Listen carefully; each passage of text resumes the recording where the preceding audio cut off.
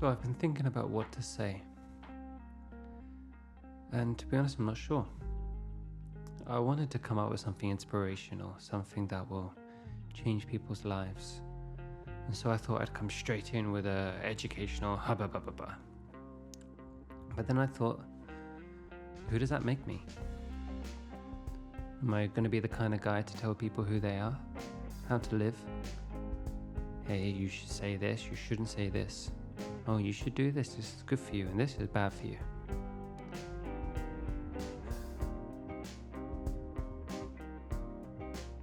Instead, I think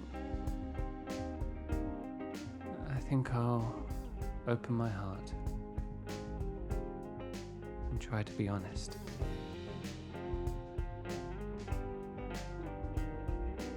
I used to be afraid a lot.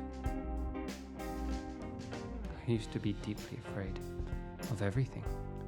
I thought toothpaste was a form of mind control.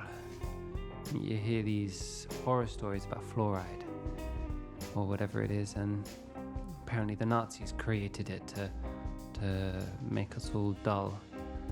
And I thought, oh, toothpaste is such a small amount and it's everywhere, but then I became afraid of it. And there's such a thing as a placebo. I don't know if you know this word, of course you do.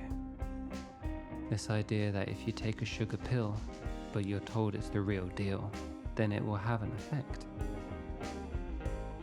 So why does that only work for sugar pills? If I brush my teeth thinking, well, this is gonna make me numb and docile, then I become afraid of it. Oh, I'm not gonna do it, it's gonna do this horrible thing to me. And then, well, I'm putting power to the placebo. I'm not just believing it, but I'm acting on it.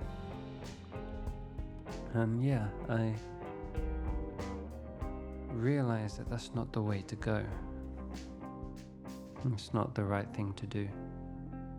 It's not who I want to be. There are so many conspiracy theories, so many beliefs that the powers in this world are controlling us. And you know what? They might be. They might not be. Maybe COVID is a conspiracy to do this. Maybe the earth is flat. Maybe we never went to the moon. Maybe this, maybe that.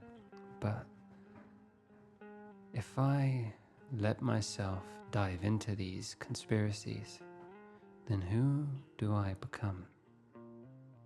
I become one of everyone else, going on Facebook, Instagram, social media, YouTube, and saying, hey, oh my God, don't tune your guitar to 440 hertz because this is actually it deharmonizes you, and you want 432 hertz. This is the frequency of harmony, and then you influence other people and you put such fear into it, and you make people believe, oh my God, it's true, and then they feel this undying passion that's burning inside, and they have to explain it too, and then they go on to someone else.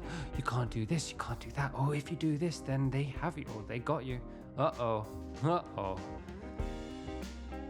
And then we all end up running around going, don't do that. Do this. Be afraid.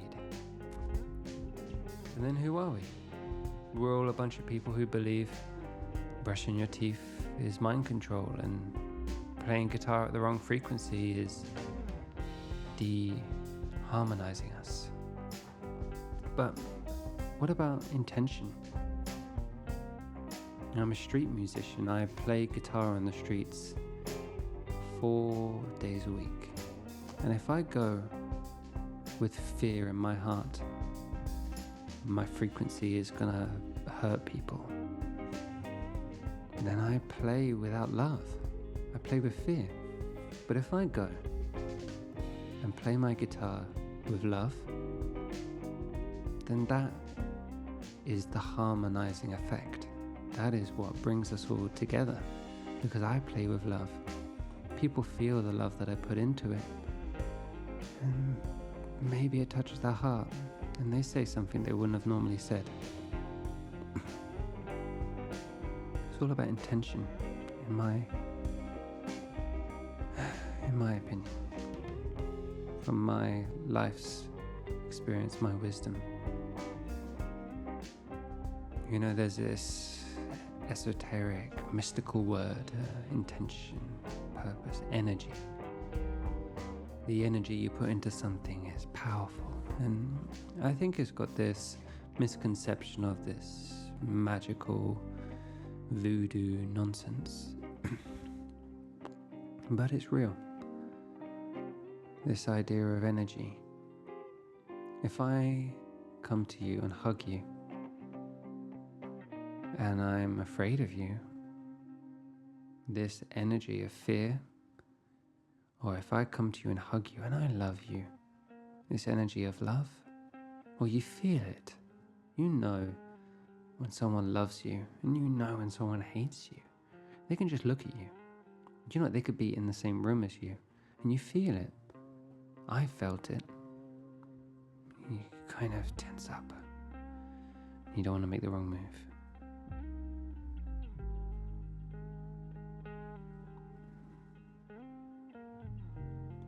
I want to be more loving in my life. I want to give love. I want to receive love. I want to be a part of the light that cleanses this world. And it's kind of like a battle, but not in the way that people think. You know, oh, we have to protest and grab our signs and stand by the White House and scream someone's name until they bend down to my will, and we will all have our way, and no more homelessness, no more violence, no more guns, no more hate. I say no more hate, no more hate, he says hatefully. And then what happens? I go back into the rabbit hole. It's the loop.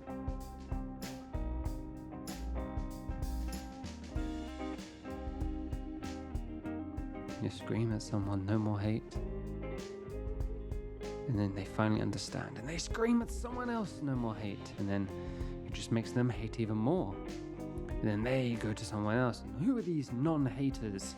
Can't we hate if we want to hate? And who do they think they are hating on me? And